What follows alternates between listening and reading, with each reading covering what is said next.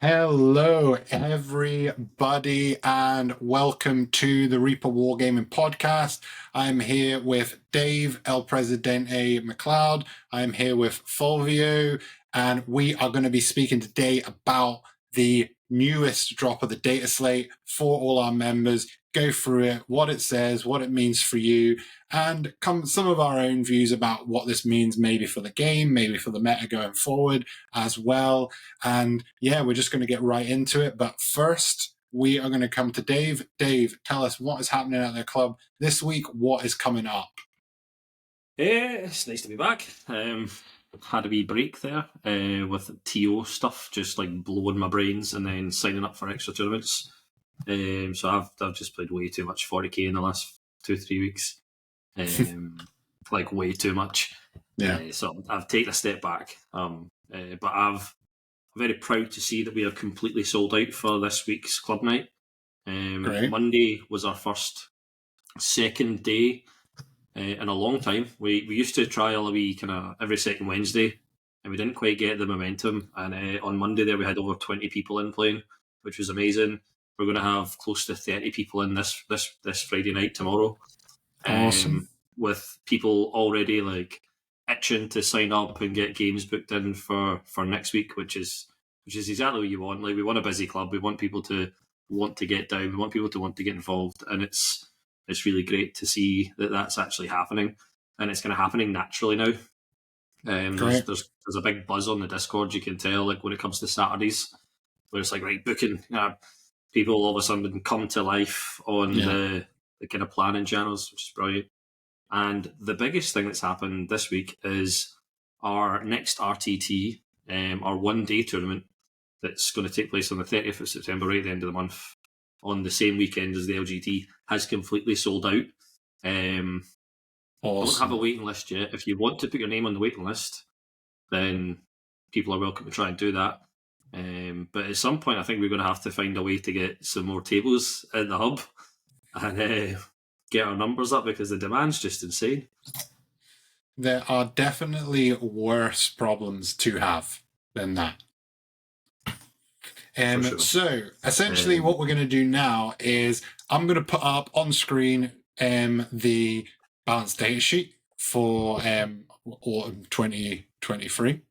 And this will allow us just to go through it. So you at home, you on Twitch can see what's going on, see what we're talking about, and if you are watching this live, you'll be able to see through it. Or if you're watching it on YouTube, you'll be able to see through it. If you're watching it and listening to it on Spotify, you're not going to be able to see this for obvious reasons. But we will be speaking through everything anyway.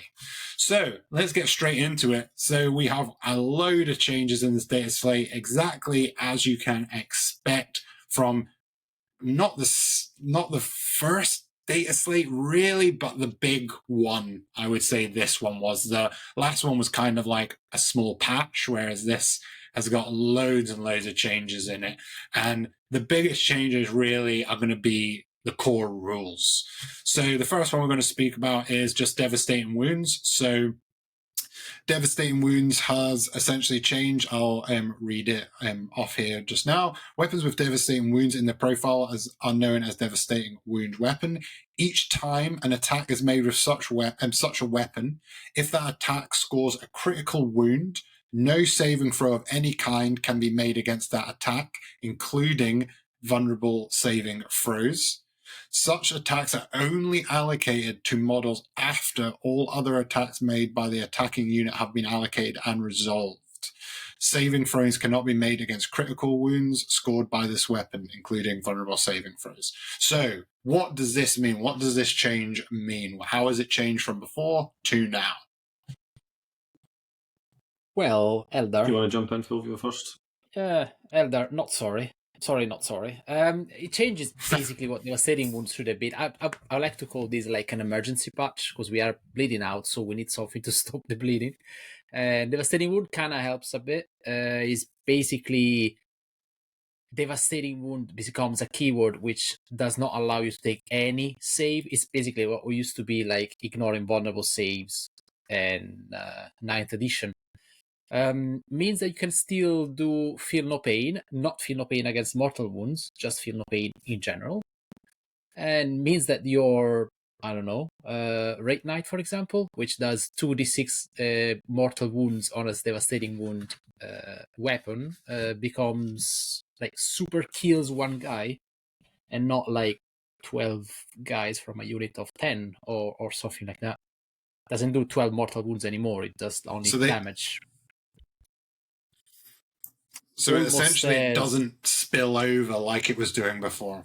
Exactly, it's just one damage. It's almost as an anti-tank weapon becomes an actual anti-tank weapon, and that's it. And it's worse against infantry, which for me nailed it. I really like this change. Yeah, because if you think about the actual lore of it, if you had like basically like a laser beam that blows up tanks, if that hits one guy, it's just going to still be that one person that just really super dies, rather than a whole squad of people just completely die in that situation. So, yeah, I think this is a good change. What do you think, Dave? Is this a good change? So, yeah, I'm all for it. I think there was the interesting thing is to be aware of, though, is devastating wounds wasn't quite as prevalent as we thought it was as a rule set. But where it did occur, it was. I mean, the word stated the rule. It was devastating. Because I mean, I had the joy of playing a lot of games recently, and there's certain situations where if people had devastating wounds, they were just picking things up off the table that realistically should have been trapped in combat for a turn or two. You know, the spillover damage has always been an issue in the game. Whenever it's popped its kind of rather ugly head up. And to see them address it in this way just makes sense. The fact that it just cancels out all saves, and it means, you know, the ones that were always the most frustrating is actually kind of your damage 3+ devastating wounds profiles, where all of a sudden the math of that very quickly stacks up and just picks up, as I say, whole units. Especially if you're one of these people running, you know, T3 bodies, 1 wound kind of faction stuff, where all of a sudden, you know, 3 or 4 attacks just rinse a whole 10-man unit. And even as a Space Marine player, having certain units come in and just like slap you in the mouth, and you lose five Space Marines that are like T6, 3 wounds, or in some situations, like I've been running lately, Terminators with that extra wound on the Storm Shield, and they still just slap right through you. It was rough. So I think I'm all for this change. It just makes sense. I've already seen it with one game on Monday night there, being a positive change. And it's just the only negative is it's taken so long for this change to come. This should have been addressed very early on, in the same way that Death Watch stratagem was addressed very early on.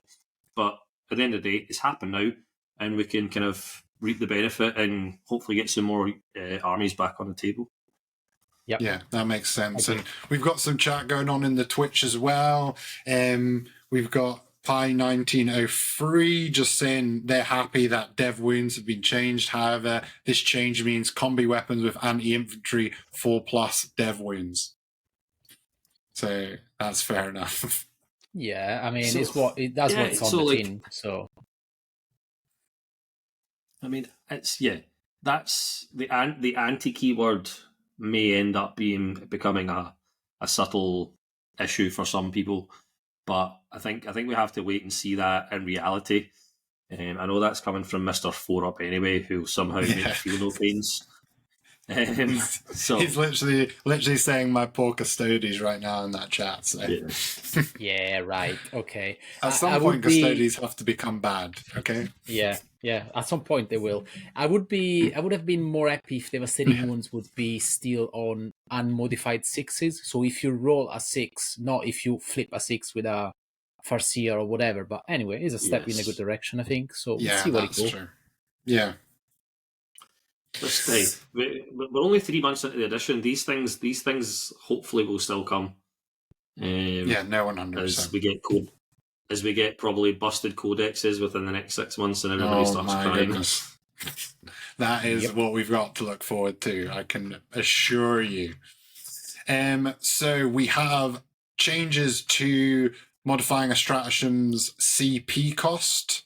Essentially, they are saying that rules that modify the CP cost of a stratagem when you target a particular unit can only do so for a stratagem that targets multiple units if every unit you target has the same ability to modify the CP of that stratagem. Rules that modify the CP cost of a stratagem, but that do not specifically name the stratagem, can only be used to affect the CP cost of battle tactic stratagems. This does not apply to the air cast Colossus, Striding Colossus, or Towering Wraith construct abilities. So, essentially, what this change means is quite a big change, because before, essentially, you could change any stratagem to 0, but now it's essentially, 2 stratagems you are now able to change to 0. I think most, if not all, of the indexes only have 2 battle tactic stratagems, if I'm right.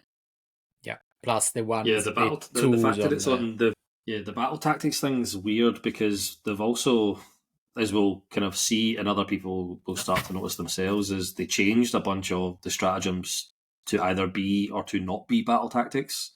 So all of the things that you really want to get the benefit of, either to increase the cost or to reduce the cost, you're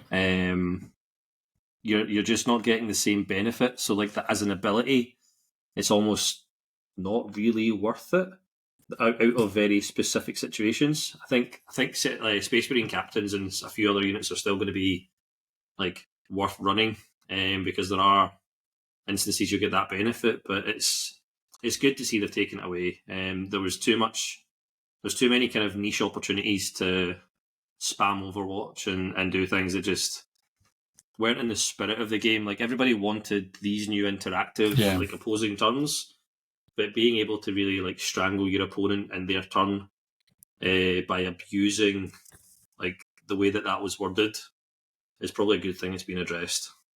Yeah, I think this 100%, one and the next change. Sorry, Nick. I think this one and the next change on I would the Overwatch. Yeah, no, 100%. And I think it kind of like what you were saying, Dave. I feel like the increase in opponent stratagem by 1 CP on anything, like I was using it to increase people's Overwatch a lot of the time, depending on who I was playing. Which this literally takes that away, and it's literally only essentially ones that like increase, like give you +1 to wounds or +1 to your ballistic skills, or these sort of fighty, sort of damage dealing stratagems. And well, they keep talking about making it a less killy edition. I would maybe say it was, when it first came out, it was a more killy edition. It was like everything was getting wiped out really easily, and this is kind of bringing it back to where they kind of wanted it to be. And so the next one, very self-explanatory. Stratagems can only be used, stratagems that can be used more than once per phase/turn. Rules that allow you to use a stratagem even if another unit has been targeted by that stratagem this phase or turn, but that do not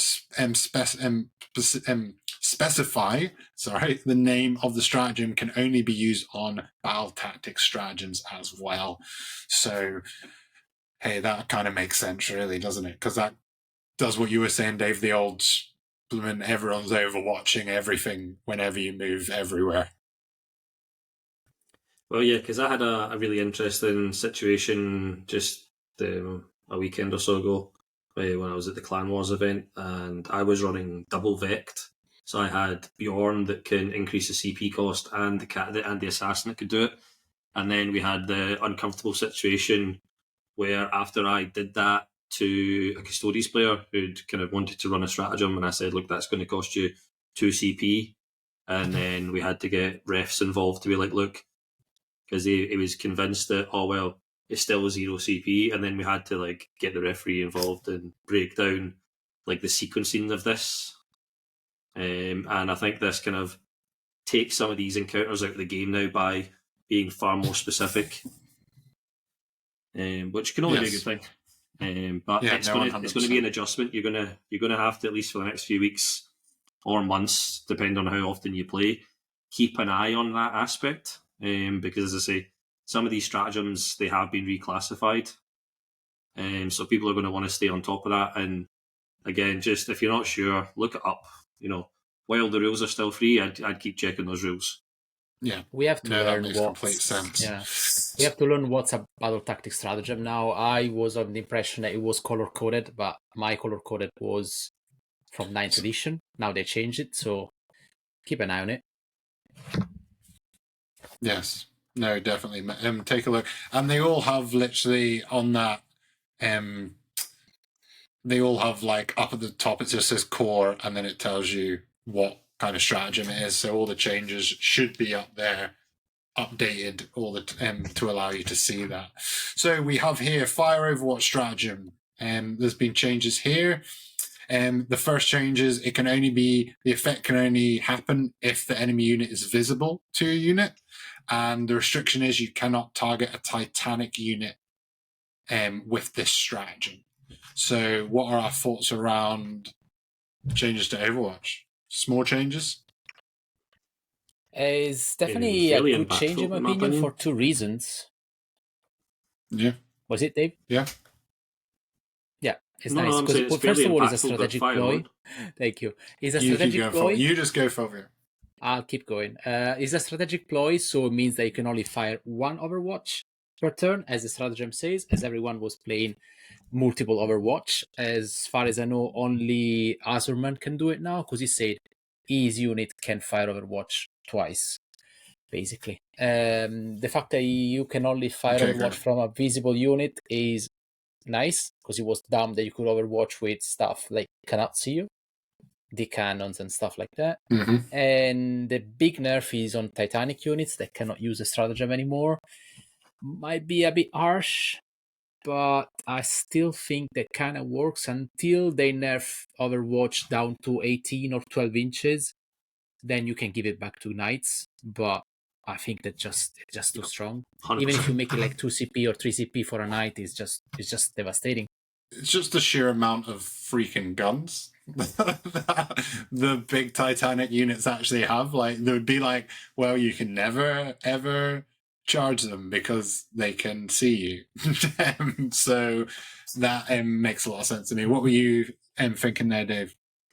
Well, so I've got zero sympathy for like Knight players. I have mild sympathy for the Guard players because the big Baneblade has the Titanic keyword, I'm sure. Does it? Okay. And some of the Baneblades aren't the most killy when it comes to shooting. Like they're very good at killing that one thing, and it's a shame that that unit won't get to fire Overwatch at, say, a Knight running at it, for example. I feel like in a situation where like Titanic into Titanic, that should cancel each other out and you should still be able to do it.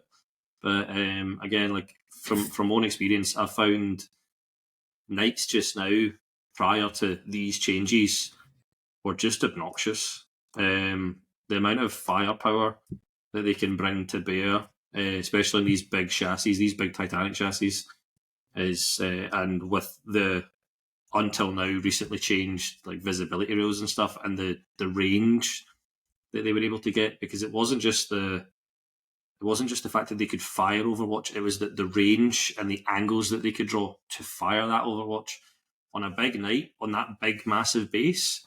24 inches of Overwatch is a massive amount of the table, and so to see that kind of oppressive playstyle scaled back a bit, I'm all for it.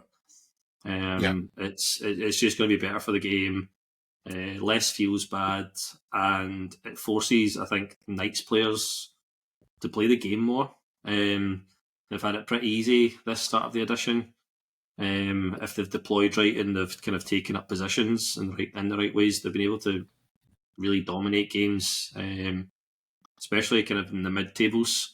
Obviously, some of the factions have been able to deal with knights, like for example, Eldar have been able to deal with knights no problem, but Eldar have still managed to remain busted even after this data slate, and it's a week later from when this came out.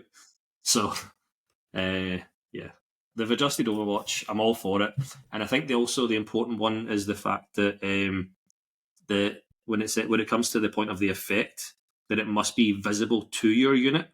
Because the thing that was ticking me off was the way that Eldar could bounce Overwatch through fire prisms, and that was really they could bounce Overwatch, and then they could flip the dice. They were then able to manipulate dice, flip dice, and they had also their built-in rerolls. And all of a sudden, a tank that misses 3 times, hits 3 times with devastating wounds, and picks up a unit that's actually like 40 inches away, because you were able to deploy. Can't really use my hands as much, but essentially on a home objective, you could bounce Overwatch from one tank to the other end of the table, who then had the 24 inches, and just not a pleasant way to play the game, and that's a really important aspect to that change. That's subtle, but is going to make a massive difference as well. And it's nice how that stacks together with the devastating wounds change. They can only do it in shooting now. 100%. So, they'll only do it in shooting now rather than in your turn and kill all of your units in your own turn. So that is a better feeling for everyone that's playing. So we have changes to Insane Bravery. This kind of makes sense to me. I can't actually remember exactly what it was worded as before, but I'm like trying to think what it was that they had to change it to this. But essentially, you take it before the Battle Shock test. Yeah. You take it before the Battle Shock test. Essentially, it's exactly as it was in 9th. You're basically saying you automatically pass it, but it can only be used, and you can't use a stratagem more than once per battle, which is pretty interesting. So, is Battle Shock, does it really have a massive effect? Maybe we'll see it as the codex has come out, have more effect on people's ability to play, but from the games that I've played, Battle Shock hasn't made a massive difference to people's ability, mainly because the rolling, maybe they're just rolling well, but it doesn't seem that necessarily hard to roll your leadership for a lot of the units. So this is good. It makes sense to me, really. Any other thoughts on this? Finally, Battle Shock does something. No. And you have to spend a CP if you want to pass it, so it makes more sense to me. It's not like 2 CP as it was in 9th, but at least it makes some armies like Tyranids like do something. Yeah.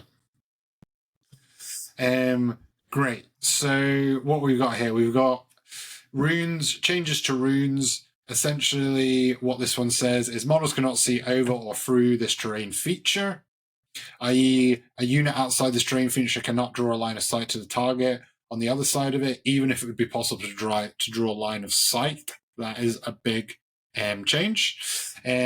We have aircraft models are exceptions to this. Visibility to and from such models is determined normally, obviously because they're meant to be in the sky. It makes sense. And even if this terrain feature is wholly in between them and the observing model, so it's kind of taken away that 9th edition infinity height idea in a way. And the big thing here is towering models that are within this terrain feature can also see out of it normally. So talk us through this change and let us know what you're thinking. Dave, what are you saying to this? Oh, thank fucking God, right? So again, this was obviously this is a massive nerf to knights, and it's a deserved one. Their ability to shoot across tables as if terrain's not there was just outrageous. Because I mean, some of these strange angles that you can get based on how you model your knight, for example, because knights are so posable that you were able to, depending on how you were modelling your knight in the first place, you could get some very bizarre shooting angles coming off a knight, and for it to bypass all of the terrain in the middle of a table. Thankfully, we run UKTC terrain, and they kind of ruled first in a sense of that you still couldn't shoot over that big building and stuff, despite some of these knights being physically taller than it. The fact that you now have to essentially touch in to a building like you did in 9th edition, it's exactly what we needed from day one, because when it was almost like the rules team didn't take into consideration the stacking of these different things. So like when you think about how the amount of devastating wounds that were on some of these big knights, then their ability to fire Overwatch, then their ability to have devastating wounds, firing Overwatch, and doing it from anywhere on the table without the terrain actually being an issue. So like this is a really nice like staggered thing, and it's going to make for a much and more interesting situation in terms of the knights. Sadly, I think what this is going to do is bring knights back to baby knight spam, which is also not fun to play against. And I hope down the line that there's going to be some better caveats to how many baby knights you can take in a detachment in comparison to a big knight, because you know this really punishes knights players. I am an optimist. You are an optimist. I think this punishes a lot the Imperial Knights, less the Chaos Knights, because Chaos Knights is more variant, I think. And you will still probably see the Canis Rex guy, and like how many? Like 12 baby knights, 10 baby knights. But that's the story. Knights have always been an issue, and nothing against knights player. So, Nick. Knights has always been an issue since I remember. They've always been like absolutely busted in combat and in shooting. So it's tricky to balance. We'll see what this does. At least you need to move to see through. So yeah, we shall see. Yeah. I mean, I'll just use a very quick last example. Is like when I played a player recently running Chaos Knights, he deployed his massive despoiler, and it didn't move once the entire game. He deployed it between towering and the position of, he was able to hold his entire objective in the backfield and block out a massive zone of deep strike in his own half of the table with it, and then also basically threaten every angle imaginable within 24 inches of that entire objective that, you know, conveniently overlapped with two other objectives. So yeah, it was rough. And I think this can only be a good thing. Terrain has to have a function in the game, and this ensures that it still does. Yeah, no, 100%, and that makes complete sense. And yeah, hello to everyone who's joining us on Twitch. I promise you, this is not round 5 of the Grand Tournament. This is actually the data slate. So I did change that. For coming in. Okay, if you're here for round 5, you're late. It's already happened. No. But yeah, if you have any questions, just stick those in the chat. I'm monitoring that chat there, so you ask away, comment, and I'll bring those in when I see them. So we're now going into faction rules. We'll talk a tiny bit about points changes, but we're not going to go through every single unit in every single faction. We're literally just going to comment on generally their points went up, generally their points went down, and we'll just talk really briefly about that side of stuff. So, starting with the Custodes, changes. What are people's thoughts in here? We have changes to bullet points. So it's 4 to 5, 4 to 5. This is all around how many can be taken in units with the Custodes. And the only real big change is that Unwavering Sentiment Stratagem type, they've changed it to an epic deed. I can't actually remember what it was before, but it doesn't seem like a lot has really changed for the Custodes. It's quite a big change, actually. It's fight first. Okay. So they fight first normally with a character, and then they can fight first with another unit on an objective. This one is nice because it makes them like approachable in combat. So you can do something, and then the number of guards, custodian guards, they're not like 10 anymore, or 10. No, it was 6 custodian wardens. Now they're 4 to 5, or 10 guards. Because if you imagine like these superhumans, which are the bodyguards of the emperor, going around in tactical squads of 10 men is a bit much. Yeah, Plus, it's what's in the box, so it's all good. Yeah. I think So, points that were makes kind of adjust a bit. The bikes are cheaper, but they're still a bit meh. So we'll see. I think they need to change a bit. Oh, there's a dog on stream. There's Oh a dog my in god. now. Warhound Titan. Oh, Did somebody say towering keyword? And yeah, do not Come to worry, interrupt us. Lewis. We are definitely going to be doing some elf slander very soon. You can see them just right down there in the bottom. We're going to get to them. Don't you worry. And yeah, Pie's just saying you can still do it twice through other means, but yeah, bikes are still rubbish. Great. Because So custodians are if always we, going to be broken. yeah, because there's just it's weird because if you're thinking in terms of the law, you expect them to be quite strong, but in terms of an actual game, you need to also be able to beat them at some point. I think they're never necessarily always smack up the top, winning like 70% of games. I think you still need quite a lot of skill to play them. They're just quite hard to kill, so that makes them a little bit difficult. They're a real benchmark faction for like good players.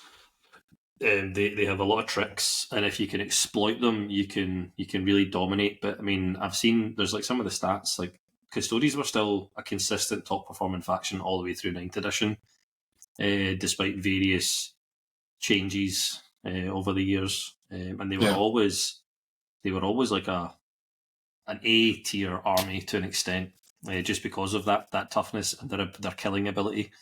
So it's interesting to see that they finally saw sense in, as you say, shrunk down some of these unit sizes to kind of balance that toughness out. So we'll see how it plays out for them. Yeah, that makes sense. So if we go into, we're going to go alphabetical order. So if we go into the Adeptus Mechanicus now, we have this Scutari Rangers data sheet. The change to this unit's saving characteristic to 4+, and its invuln to 5+, and the Vanguard, same thing, save characteristic to 4+, and its invuln save to 5+. I think the biggest change to Mechanicus is costs. I think the costs of the units have gone down considerably for them, so they are going to be able to bring, I've already seen a lot of chicken armies. That's what I'm expecting. I'm expecting a lot of chickens on that table, so that'll be interesting to see what happens with the Mechanicus. Any other points to bring in with the Mechanicus? No, I think you're spot on. It's going to be chicken run time, because outside of that, they don't really have enough of some of these other rules and synergies that we've talked about tonight and previously. They're just a bit lackluster in a lot of areas. Like, they have units that, in theory, should punch a lot better up in the kind of meta. And right now, and even with points changes, I still don't think some of these units are going to see the table. Yeah. And I think it's definitely one of these units that's waiting for their codex so they can be sorted out, because the way that they worked in 9th anyway was it was all about synergies. It was all about like auras and things bouncing off each other, and that's kind of how they were played before. And in the chat, Ali's just saying, a lot of AdMech points have gone down, and he's also saying, look at all those chickens, which is what we're going to be saying the whole time. It's going to be a proper chicken run. Yeah, let's hope we don't need a degree again to make the army work. But that's also fair. Yes, it's fine. We'll see what happens. It was so complicated at the end of 9th edition. So we're going into Eldari. One change to a stratagem to target. It's a Phantasma stratagem. Target one Eldari infantry unit from your target and from your army. Sorry. So as we were saying before, this is not the FGW you think it is. We're probably very likely still going to see them at the top. Yeah, I think this is what the third nerf. I think kinda in a row, and this doesn't do much. I mean, you still use Phantasm on your block of rate guard, and to the big vehicles you have Fire and Fade or whatever it's called now. Points have gone up a bit, but they have so many choices that they just like simply from the list remove the Raid Knight and just spend points on other stuff. They play the mission well. They're super fast. You can't see them. They can disappear after you move, or yeah, it's tough. Maybe they are more approachable. Hopefully, that with the devastating moves, they don't like destroy your army like from afar. So maybe you can see them. Yeah, we'll see. Yeah, and the with all hilarious of thing these, with Phantasm, there's a really hilarious thing with Phantasm that people haven't really thought about. Yeah, it's like, is that Eldar have a lot of good lone ops characters, and what do characters have? The keyword infantry. You finally get close enough to deal with a lone op, and it just moves 7 inches away and says, "Screw you! I'm still lone op. You're not doing anything. I'm still going to get to do all my trickery, all my nonsense." Phantasm's still going to be a problem. Wait and see. That's so fun. That's my spicy take on Phantasm. Yes. And I think as well, just we'll get down. I think within this data slate goes into sort of those allied factions and stuff that Eldar can take, but I think they're still going to be really strong. I think with all of these armies, with a data slate dropping, we don't know until people start playing each other what actually happens, because just because someone's point hasn't got a lot of changes in the data slate, or maybe you're like, like the changes, I don't really like the changes from my army specifically, changes to other armies can have an effect that your army becomes better because of all the other changes. So you need to look at the data slate as kind of a whole rather than just the changes that happen to your army, because other changes are happening as well, and it all sort of hopefully balances itself out, and people look at different ways to play stuff, which is kind of the exciting bit about the change, how Warhammer changes every 4 months or so, is you then need to go back into your list, change stuff, theorycraft, move stuff around. It's one of the things that I enjoy doing the most, and if nothing changed, my list would never change, and I would just be playing the same list over and over again, essentially, and everyone would just have this like crazy super strong list all the time. So changes. Agents of the Imperium, extraction squad datasheet, unit composition, changes, bullet points, one proctor, one extraction, They become and a unit 0 of 10, to 1. basically, yeah. Okay.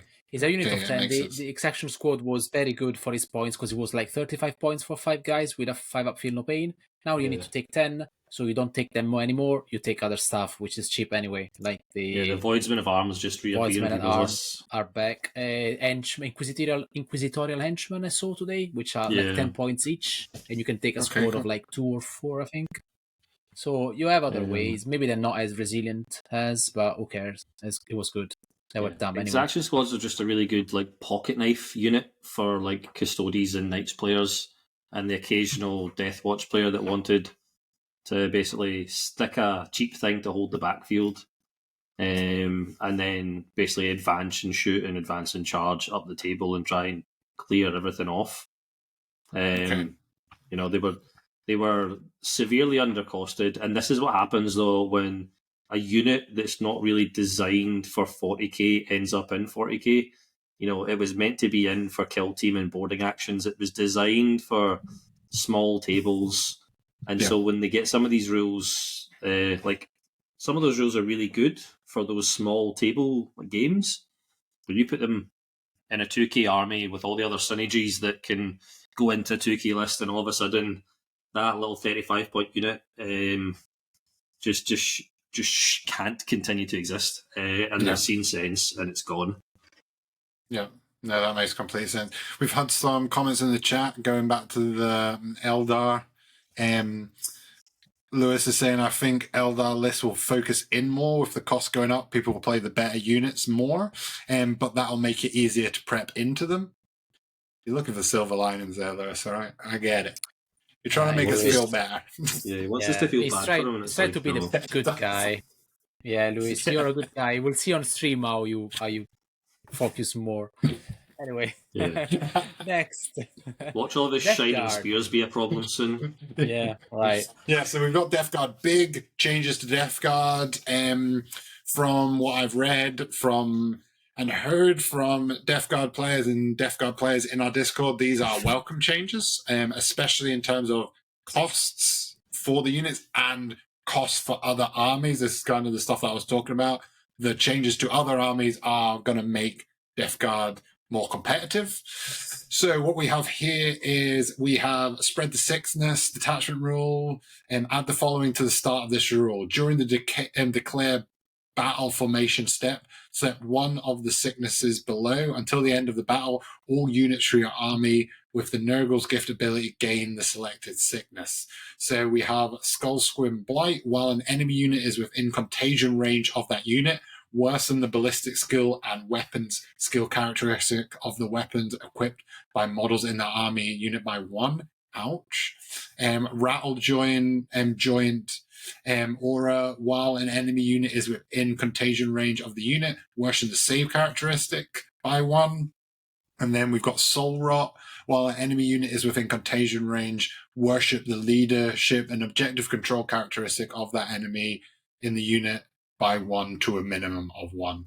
And then just change the parenthesis at the end of the current rule to so enemy units within contagion range of it will have their characteristics modified. That's just probably a word change there for Death Guard. So this is pretty spicy for Death Guard and makes them feel a little bit more how they should be getting played, like with their auras and sickness being spread. And that first one is going to be pretty nasty if you're in contagion range.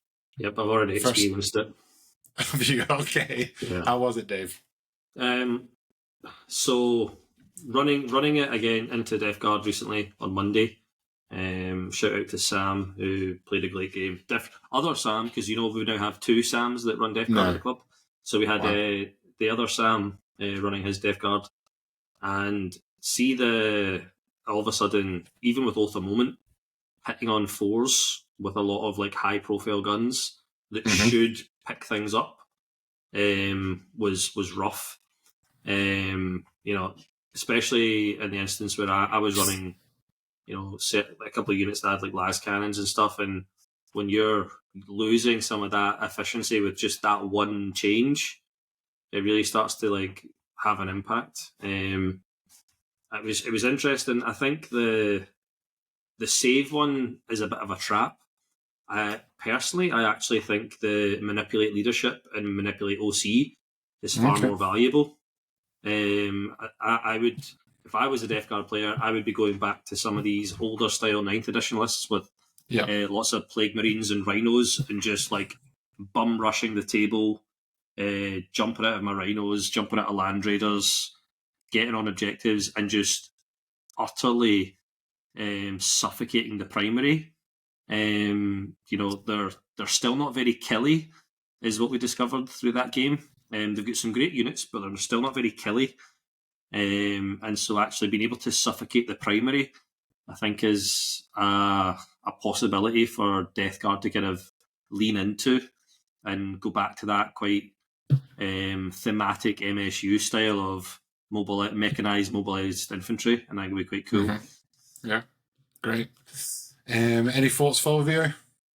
I really like these auras. I prefer the reduce worsen the armor characteristic, because most of their weapons are AP1 or AP2. So if you reduce the armor, it's quite good. The only problem I see with that guard is they're so slow. So you might see like blood drones. They're a bit slow, so we'll see what they do. They're really tough. I like that stuff, and I like the fact that they gave him something to play with. We'll see what they do. Yeah, great. And just a quick shout out. We've got active chat going on over on Twitch, which is great to see. Keep your questions, comments coming in. We're watching it. Hello to everyone that's joined us, and thanks for listening. So we are going on to Death Watch now.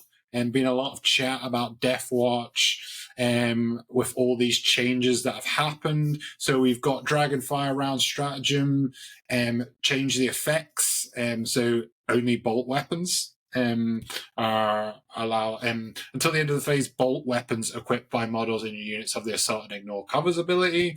Hellfire rounds, just bolt weapons, and Kraken round stratagems, just bolt weapons. And Nice. under here we've got add bolt weapons selected to the company to accompany the above stratagems, and this is all of them sitting there. Over Fair enough. almost 35 weapons, almost Yeah. 30. So I was like, Yeah. that is a lot of weapons to choose from. people I like the fact were that they like had to crying specify on it, though. Discord. Yeah. Yeah, they were crying. They Like, had what to they've done specify here what a bolt is- weapon is. Yeah, they had to specify what a bolt weapon is, but what they've done here is actually, as somebody that's like run Deathwatch in the past, in 8th edition and in the 9th edition in small chunks, is that they've just gone back to what they always did. The fact that what they've done here is they've had to clarify and just like slap Space Marine players on the back of the wrist for abusing these stratagems, because for some reason they had to clarify this as bolt weapons, despite that these kind of names always existed in previous editions, and they were always on bolt weapons, and they were usually only for actually the veteran squads with specific loadouts and stuff. But what you had here was Desolation Marines and Hellblasters and other kind of bizarre units putting in rounds. Okay, putting in Dragonfire rounds into your plasma gun that can only ever shoot plasma, but you're now going to Please put in do. this. Yeah, it was. So all they've done is they've reined it back in. I think from listening to other sources and kind of catching up on the kind of wider meta, Deathwatch were one of these things that I think people jumped on too quickly. And so Deathwatch have drawn a lot of attention from GW, and they've kind of taken the brunt here. But rightly so. But it's not this punishing thing that people think it is, because again, Deathwatch players were the people abusing the exaction squads from the Agents of the Imperium rule set. They were abusing this on Desolation Marines, who all of a sudden were getting extra range and extra AP on what was already one of the most busted shooting profiles in the game. And even as a player that had them, it sometimes felt a wee bit kind of dirty to shoot your Desolation Marines across the table. And this is just a very sensible change. It's literally in the wording of the stratagem. They were always rounds, and rounds always go in guns, like actual guns, as opposed to in your rocket launcher or your plasma gun, or your las cannon that now shoots this round. It's just it just makes sense. Yeah. We've got bolt rifles in chat saying 40k players abusing loopholes in rule wording. I would never hear it. Never. But I don't believe it. I don't believe that was what was happening. Who? When? Yeah, What? No.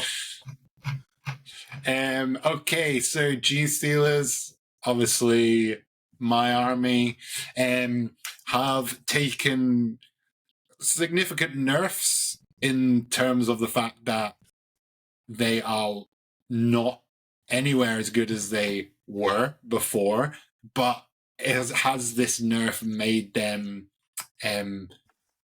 make more sense in terms of how they play? It probably does. What's happened is Cult Ambush army rule has changed, so you essentially roll 1d6, adding 1 to the result if they're a battle line unit, and adding 1 to the result if it's the first or second round, and on a 5+ now, not a 4+, that unit can essentially come back from the dead, as it was. A new unit appears out of Cult Ambush that is the exact same unit. So I think this one here is a pretty good rule change, because essentially before it was like infinite spam. Like for battle line, you would just take loads of battle line because they were definitely coming back. You didn't even need to roll for them. And even for your like abominants and your aberrants, they were coming back on a 4+. which was pretty strong. Like it's quite a high likelihood that they're going to come back in that as well. 5+ makes it a little bit more. Makes more sense, and these rules make them feel more like they probably should have been in the first place than what they actually came out, which was that infinite idea. Is 5+ too high? We don't know yet. We'll find out, and if it is, they'll just, if GSC end up at the bottom of the pile, which I don't think they're gonna, they'll just change it again. And that's the beauty of all these, what happens with balancing. And the other one is just the Outland Jackals data sheet. This makes a lot of sense because essentially what was happening with the last change was it was very hard to actually be able to bring your Jackals back, because they didn't fit in the space that GW had said that they needed to fit in, essentially. So this is just a technicality rule that they've made a little bit of changes, so it's within 9 inches, and before it was like 6 inches before. So this makes a lot of sense. And the big thing for GSC, which I think is going to have the biggest impact, is points costs have gone up by a lot. We're talking 20 points a model, 10 points a model. Primus, for obvious reasons, has gone up, I think, something like 40 points or something like that. They're very expensive now. We're probably going to see a lot less multiple character spam with GSC. You're definitely not going to be able to fit, as I found out, 2 Saboteurs, 2 Primuses in your lists really anymore if you want other stuff to happen. And stuff has kind of fallen out of my list, so don't have an Alphas in the Jackal squad anymore, because you now need to make that choice of what characters are going to give you the biggest benefits. So I don't think this is going to stop GSC being competitive. I think they'll still be competitive. I think they'll be top of the middle, I would reckon. But again, we're not going to know until they play, and it's going to be a lot down to how hot you're rolling, your people coming back. Because if you're rolling hot and everyone's coming back, it's going to be essentially exactly the same as it was before. They're just going to be like hordes of people coming through. So maybe people are just going to make a little bit more use of the deep strike abilities and the ambush abilities, maybe having less on the table at the start, because before, essentially, you put your whole army on the table because they die, they come back, and didn't really matter. You were getting essentially like a free deep strike while being on the table and being able to do stuff. So maybe we'll just see a bit more clever play happening with the GSC, which I think is only going to be a good thing. Any other thoughts, Dave? No, I'm really chuffed. I think it's as we alluded earlier. This role now actually matters. I still think you're still gonna have instances where Gene Stealer cult players end up with like 500 to 1,000 points more things on the table than their opponent by bringing stuff back. But I don't think it's going to be as oppressive as in some instances you were hearing kind of people chat about how they've essentially tabled their opponent twice and still lost. Yeah. But again, that's all kind of relative. I think this is a firm but fair change. The fact that they also addressed the Jackals is just sensible. These are aspects of the game that slowly have to be tweaked as well, because they're not the only unit that's like a weird size when it appears and stuff. And trying to work within those restrictions can be quite a challenge. But no, I think Gene Stealers are still going to be a top faction, and they're one of the ones I'm the most excited about further down the road to see them get a codex when they start getting their like what's that going to look like? Yeah, because as a baseline rule set so far, I think this is spot on. So I'm fascinated to see what's going to come with them further down the road. Yeah, 100%. And one of the things that I always think so interesting about the GSC is they're not a hugely played faction, mainly because you need so much freaking money to play them, because there is so much to buy, so many models to freaking paint, It was a very bad choice for my first army in that regard. But in the regard in terms of how much, there must be a load of GSC GW players, because they always seem to do a really good job with GSC's rules, with their stratagems. They always feel pretty good. There's not a lot of, maybe this change has made them not that kind of feel bad happening. They seem to always kind of nail it with GSC, which is what I kind of like. And I'm the same as you, Dave. I'm excited to see what that codex will look like as well, and how they all those keywords, what they're going to be used for. I think that's an exciting thing to see as well. So we have Grey Knights. We have Haloed in Soulfire stratagem type. It's just changed to a strategic ploy stratagem. I think there's been a few points changes with Grey Knights as well. Yep. Reductions in points as well. Yep. They're Are going they down. going? They're going down. The stratagem was the make a unit untargetable if it was more than 12 inches away, and it was a battle. What's the spammable one basically? So now you can only do it on one unit. Yeah, so and again, now it's just a clever so you can only change. do it on one unit.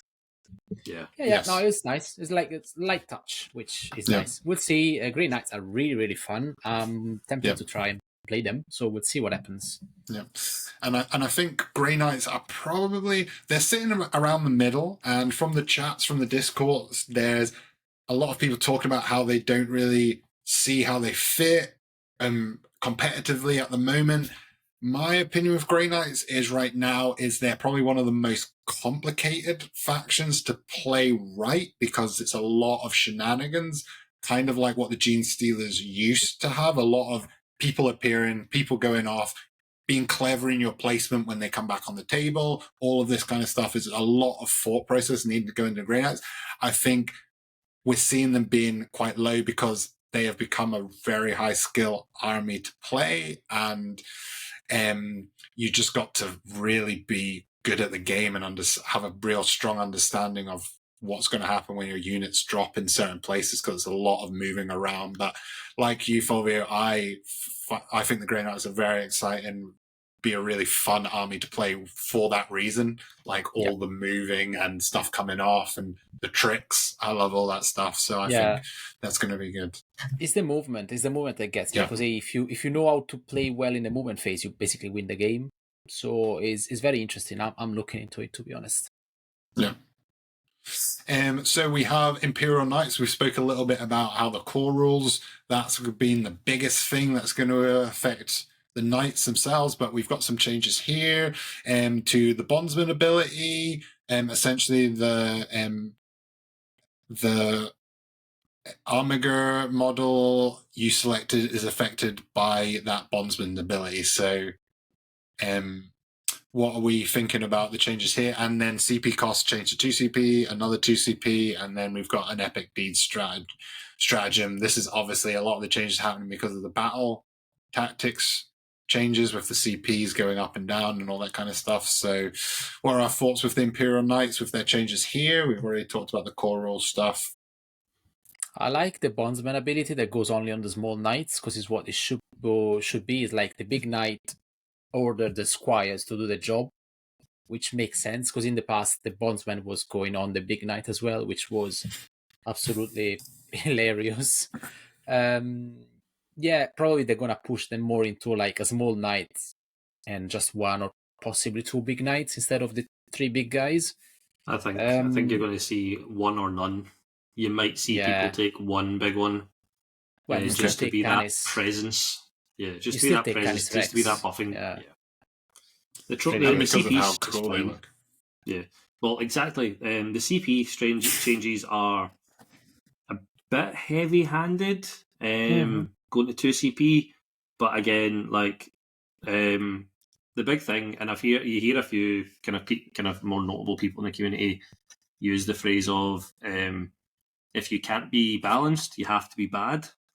And I'm sorry, but like Imperial Knights are a prime example of an army that struggle to be balanced and unfortunately have to be on the bad side of things, because they just. they make for some very unpleasant gameplay situations. They can either speed a game right up, or they can like drag a game right out.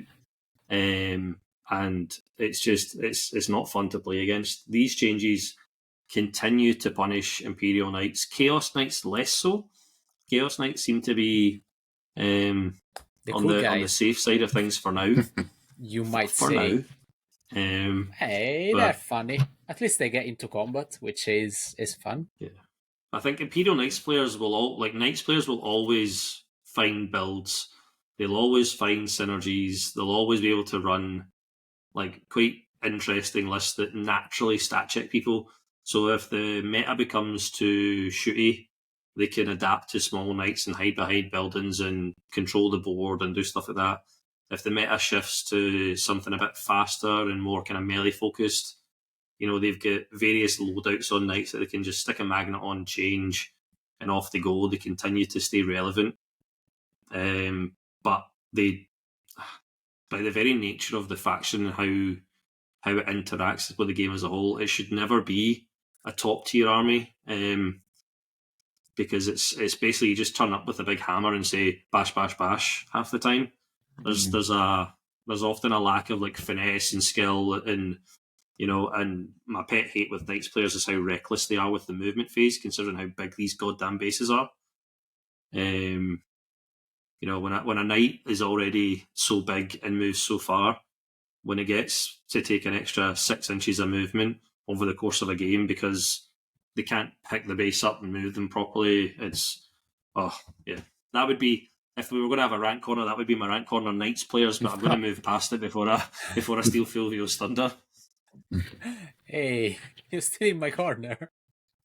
Yeah, I'm sorry.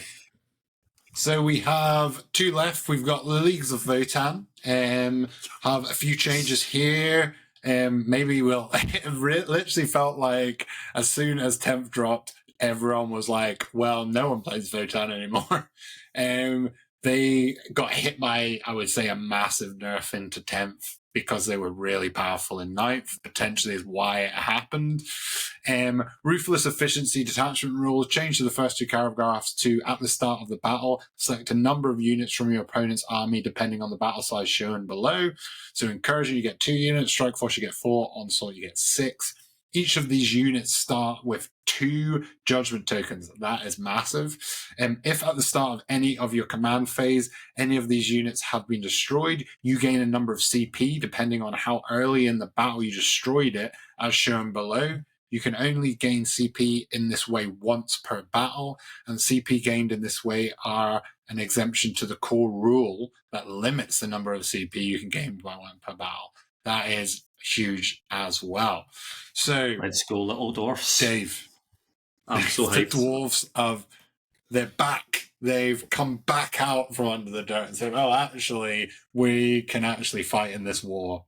So let's go. They've been digging their holes, and they've decided that after all of their digging, you're judged. They have judged the meta, and they've decided that you're all bad, and that we're going to stop digging, and we're going to start playing Warhammer again. Now, I don't expect Votan to jump to the top of the meta because the data sheets that they have, I don't think are going to facilitate that. But what they did get in conjunction with this, which for anyone that doesn't know, the Ruthless Efficiency, if you have 1 judgment token, you get +1 to the hit roll. And then if you have that second one stacked on, the units that shoot you are going to get +1 to wound as well.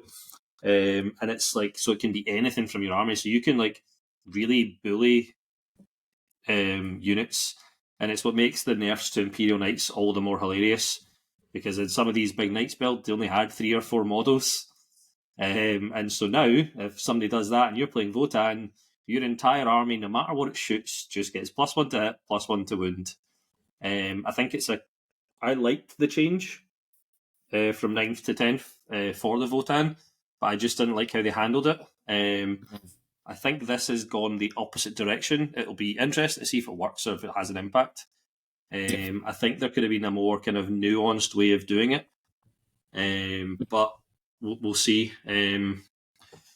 Like it's going to be really good for maybe bullying like tanks and vehicles and big monsters.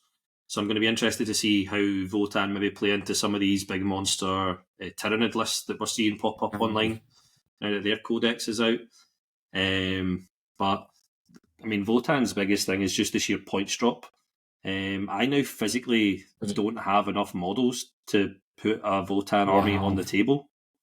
Like that's how much the points have dropped. Crazy. They've gone down by like 500-600 points, all in, and that includes me running what was a previous list I ran in 9th edition that had 50 warriors in it just for a laugh, just spamming wee guys running all over the place. Yeah. I think what people might have to watch out for though is a certain little buggy that might be spammable very soon with the help of this.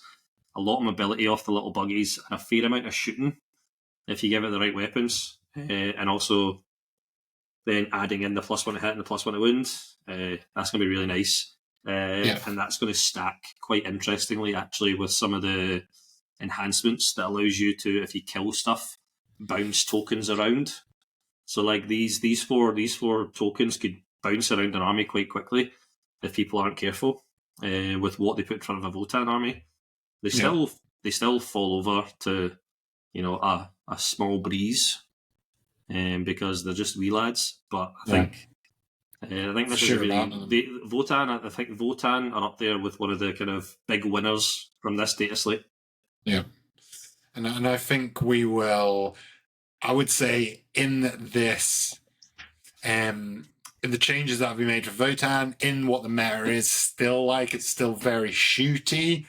And the sheer amount that you can put on that table now for Votan, I would say that I would not be surprised if we see them back up at the top of the middle pack, at the top, just the overwhelming firepower that you can put out. And like you were saying, Dave, any unit getting +1 to hit and +1 to wound, we'll be seeing a lot of like tank lists, beast and monster mash lists getting absolutely just so many guns shooting them that they just get blown off the table in that sense as well. They've turned them into Ballistics 3 army. Yeah. Sorry, Fulvio. I was just saying that we should put them on the table and see what they do. Yeah, on a battle report. If I had enough, I would. I need to buy more. And that's the problem. They make these decisions just to make us spend more money, you know what I mean? So we finally come to Space Marines. Literally just one change around unit composition. We've gone to 4 Desolation Marines, 1 Desolation Sergeant. Here, what are people's thoughts? Space Marines. What are the points changes? Have there been a lot of points changes? Tell us what's been happening. Fulvio, tell us what's cracking with Space Marines. Thank you, G-Dubs. Thank you. Now eradicate any indirect from the game and we'll all be happy. Thank you. Keep doing this and remove them from the game. They're not interactive. They are rubbish. We don't like them. Go away. Said that. I think Space Marine have gone down in points quite a lot. I think they have some interesting choices. I think the Land Raider Redeemer, as David showed me Monday, is absolutely an absolute chud, you might say.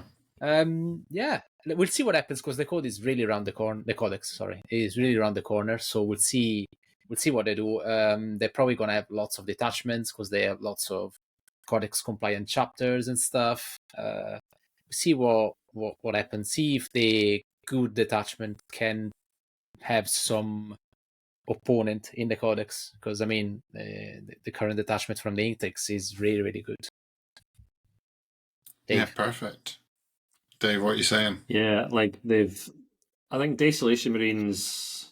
So I've argued that the Desolation Marines haven't been the problem. It's some of the extra rules that they were given access to, and how they were allowed to interact. Like something simple as, you know, indirect shooting shouldn't get access to full rerolls to hit and wound, just as a generic across the board, regardless of your faction. Like an indirect weapon shouldn't be this game breaking thing. And unfortunately, I think rather than seeing like sense of like the wider issue with those kind of mechanics, they've sent Desolation Marines to the naughty step and rightly so. But again, it comes back to like what I was saying earlier. You think of the Deathwatch players that were taking 10, 20 Desolation Marines, and then spamming some of those extra AP, extra range stratagems on what is already a fairly efficient data sheet. It's no wonder that they had to do something. But yeah, I'm quite chuffed. I've actually now played 8 or 9 games without Desolation Marines, and I'm actually much happier. It got to a point where there was an aspect to the interaction with like opponents and how I was playing, and it was forcing a very kind of weird like way of playing the game that I just wasn't enjoying. But it felt like very much you had to do it to like stay in the game. And thanks to some very clever people in Poland, I have jumped on the Land Raider Redeemer train. I'm not doing it as Dark Angels, which is the real trick, Fulvio, and we can talk about that for the future for some plans for Team Reaper Wargaming over in the Discord. But I think I might be a Dark Angels player soon if we're not careful. But the Land Raider actually went down in cost. All the Land Raiders went down in cost. The average Space Marine list that I had has gone down anywhere between 200 and 300 points. Amazing. Some lists have gone down even further. So it's going to be really interesting. I think Fulvio's hit the nail on the head, though, that we need to wait and see what happens with this codex. I expect Oath of Moment to be involved in all of these detachments, which is a good and a bad thing. And time will tell. I hope we have some more interesting rule synergies that encourage people not to spam Gladius. And that goes again for non-codex compliant chapters like Space Wolves, because like Space Wolf players like myself have no choice but to run Gladius because the Champions of Fenris detachment is garbage. It's absolute garbage. Whoever at GW thought that was an appropriate rule set needs to like take a long hard look at themselves and then feed themselves to like a Fenrisian wolf or two. Because it's just unplayable, and I feel bad for people. I'm in a lot of Space Wolves groups, and I see a lot of people constantly saying, "Oh, I'm really struggling," and the honest answer is switch to Gladius. Like, it's advance and shoot, advance and charge, fall back, shoot and charge are 3 very powerful things you can do, combined with full rerolls to hit and wound against 1 target per turn. It just if you gave that rule set to any other faction. Actually, if you gave that to Eldar, you'd be like, holy crap. Like, Eldar are even more broken than they were. But the fact it's on Space Marines, who I think now are about to get a wee bit hordier, depending on how you build them, is going to be quite interesting. You're going to have potentially even more guns able to shoot things with those synergies. But Space Marines are still one of these weird ones where until this codex comes out, they just get too many choices. And so everyone is constantly trying to innovate with Space Marines in ways that other factions don't have to try and play around with. Like, the meta for a lot of factions can be cracked and figured out and stabilized quite quickly. And Space Marine players like myself are constantly struggling to kind of adapt to that, because you're just overwhelmed with choices, and the points are always in kind of weird situations where you can't quite squeeze this unit in, so you end up taking this other one that's not really doing the job, but this other unit would have been perfect and stuff like that. And it's purely because you've got like 6 speeders when, let's face it, you only need 2 or 3, right, at a push. Yeah. But this 1 speeder is like 10 points cheaper and has this weird extra niche. But they're all about to disappear when this codex comes out. So, but we're already seeing obviously these next wave of releases coming. Yes. So I think this problem that we thought was about to go away is just going to evolve into a new version of its current problem. And it's why I'm actually, I think, slowly considering drifting away from Space Marines for a bit. but we'll see. I have too much fun with my Thunder Hammers and my Storm Shields and, running around pretending I'm a little Viking. So we'll see. Fair.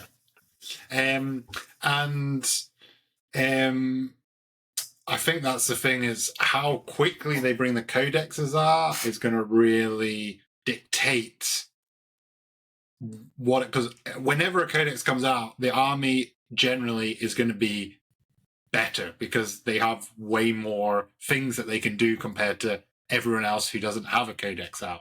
So this is always going to be my gripe about how they bring codexes out, where they bring them out over the course of what seems to be 10 years. So the last army to get it has it for about 2 weeks, and then they've changed edition. Rather than actually just, I'm like, why don't you just bring your codex out right at the beginning of the edition? But whatever, I digress. Well, no, you've hit the nail on the head, though, because what actually they've done is by dropping 10th edition with a whole new rule set and then all of these indexes, and I've said this for the last couple of months now, is that the index approach has proven that GW don't have enough staff and they don't dedicate enough time to prep rule sets and get them right on the first instance. And actually, the really disappointing thing for me is that this index drop for 10th edition has reinforced why they have to bring codexes out in chunks and installments, because unfortunately the team's just not capable of this mass release. Unless they're going to hire a brand new team that's going to exist to run parallel and design 11th edition, whilst the current team fixes 10th, and another team's working away in a little dungeon in Nottingham trying to build as an edition that actually will work from the start and won't have devastating wounds and Wraith Knights that kill everybody and Incarns going all over the place and unkillable Custodies and 10,000 GSC. They've unfortunately proven to people who, like myself, always thought it would be great to have all the rules come out simultaneously. And when you actually look through a number of the data sheets and the index cards, the lack of attention to detail shows that they don't have the scope and they don't have the space and time for a project like that. But what I really want to see is, now that they've learned that and they've actually kind of demonstrated it to us, the community, that they go away and codexes come out far more focused, far more dialed in, without some of these previous problems. Have to stay hopeful for that. We just have to see what happens then. It's a shame that GW doesn't work in that way. That is how generally, if you look at MMOs, that's how MMOs work with their expansions. You have two teams, and they're both working on different expansions that come out one after the other. So there's always one working on the one that's happening right now and one that's happening for the one that happens in the future. And that means you get that steady progression. But, we need to think about, their business model is their business model, and all we can do is play the game the way they design it. And the one thing they nail is these pictures that they put in these documents are unreal. The art team gets a big thumbs up from me every single time. It always looks awesome. But that's the end of the data slate. I'm going to just bring it off there, the sharing. Is there any other things that we need to speak about? Maybe some of the armies that aren't in that data sheet really quickly. Are there any big points changes for some of them? I know Sisters had quite a big points changes as well. Necrons, tell us, Dave, what are your thoughts around the Necrons? Are they coming back? Should we be scared? Before I do that, I'm going to shout out to Simone from Team Hivemind podcast, who's jumped in the chat. Friend of Fulvio's. Hi, Simone. So Necrons is something that myself, Fulvio, and Kier, who's obviously a usual face on the podcast and part of the committee, we are like, Necrons seem interesting. Generally, just some of the mechanics, the rule sets, the synergies, and the fact that, for the most part, with the exception of points changes, they've not had to be impacted by the data slate. Makes them a really interesting faction to explore right now. It means that somewhere in the magical kingdom of Games Workshop. They think there's balance within that rule set.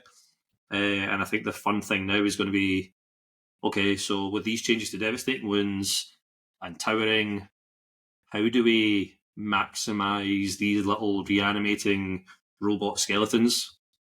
And I think it'll be a really fun faction to explore. We're already in chats about maybe messing around with a variety of lists.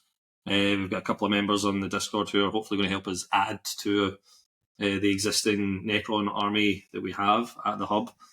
But there's something just like very like thematic and cool about Necrons that I think always sucks people in. The idea of the undead living robot people who just keep coming in wave after wave in a slightly different, in a kind of similar sense as to how you would have fallen in love with the GSC, except instead of it, just being for the slaughter, it's the fact that they're putting themselves back together and getting back up, kind of Terminator style. There's just something really sci-fi and cinematic about them.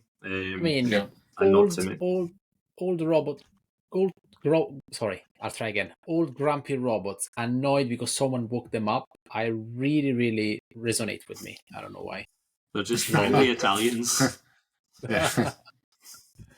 And I think I felt like, to be honest with you, Necrons were strong right from the beginning of 10th edition.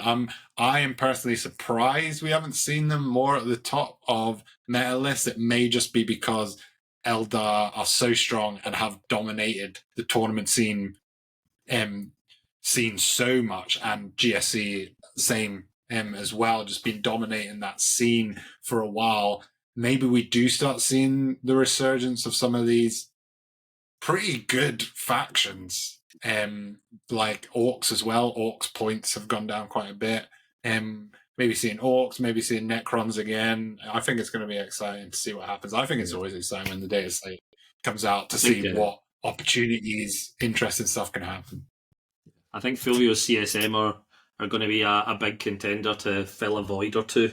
Right. I'm sure he's got some insights he could share there. Thankfully, they did clever stuff, and they just kind of nerf a bit like the next underdog, which were Thousand Sons and Chaos Space Marines, and they kind of ramped the points up a bit, and the change to the stratagems kind of helps a bit, keeping the balance a bit tighter, hopefully. At least on paper. We'll see what happens. Yeah. Great. Well, thank you so much, everyone that joined us in Twitch. Your task, for those of you that listen to us on Twitch, is you have to also listen to us as the podcast. That is the rule for joining us on Twitch. No, it's not. I'm joking. But yeah, thank you so much for coming in. Saltire Games just coming in there as we finish. Sorry, Saltire. We're going up there soon, but you will have to listen to the podcast, unfortunately. But we will always be streaming our podcast from now on. Please look out for that. More stuff coming into the stream, into Twitch as well. And yeah, thank you so much. And anyone that wants to join the Discord, we will put that Discord link into the description on YouTube, on Spotify, and anyone that has any questions, any comments, maybe stuff we've got wrong. We don't know everything. We aren't the Emperor. Put them into the comments. Yes. Put them into the comments. Let us know your thoughts. We love reading them all. And I'm playing on Friday. So I'm super excited about getting back on the table and just seeing what the GSC have to go with, going into a pretty nasty Orcs list. So we'll see what happens. But thank you, everyone, and good night. Bye. See you, folks. Goodbye.